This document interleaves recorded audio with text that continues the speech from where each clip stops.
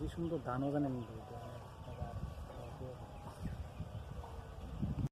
খেতে গাড়িতে আমরা একটু ফ্যাট যাচ্ছি সেক্ষেত্রে পুরা ওই গাছ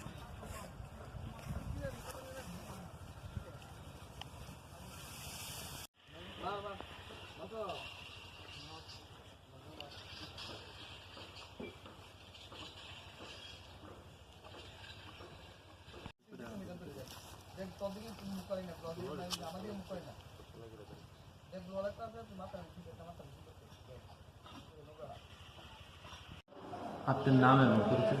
আমি হলো লিটন মজুমদার, এগ্রি অ্যাসিস্ট্যান্ট, সদর নন ব্লকের। আচ্ছা, বেশ কিছুদিনের মধ্যে একটা পোক এসেছে ধান ক্ষেতের মধ্যে, যেটা রঞ্জিতনগর এবং আরো অনেকগুলো জায়গা থেকে রামপুর যেটা আপনাদের এরিয়া, কি বলবেন এই বিষয়টাতে আপনি? মানে যখন আমরা আজকে থেকে প্রায়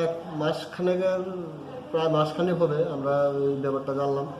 আমাদের হাই অথরিটির সঙ্গে ডিডির সঙ্গে আমরা কথা বলার পরে আমাদেরকে ওই নাইসরার থেকে দুজন সায়েন্টিস্ট স্যারে করে দিয়েছিল। তারপর ওদেরকে নিয়ে আমরা ভিজিট করলাম।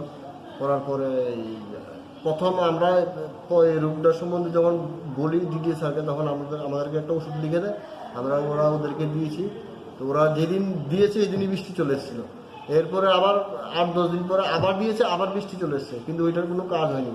তারপরে আমরা স্যারের সঙ্গে কথা বলে দুজন সায়েন্টিস্ট পাঠানো, ওইখানে গিয়ে আমরা একদম ফিল্ডে ভিজিট করে একদম সূচককে দেখে তারপরে আমাদের সায়েন্টিস্টরা কৃষকের সঙ্গে কথা বলে প্রেসক্রিপশন করে দিয়ে এসছে।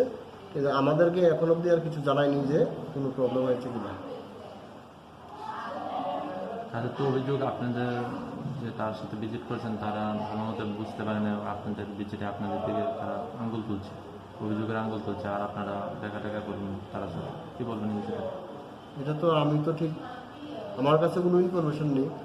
লাস্ট যে আমরা ভিজিট করেছি কিছুদিন আগেও গেলাম, আমার তো এই ব্যাপারে কিছু বলেনি ওরা। যে আমরা অ্যাকচুয়ালি ওই শিলপাড়ার আগের যে পাম্প মেশিনটা ওইটার এই পুরো ফটটা আমরা দেখে এসেছি, কিন্তু এর ভিতরে যদি থাকে আমাদের কোনো এরকম ইনফরমেশন নেই আমাদের কাছে।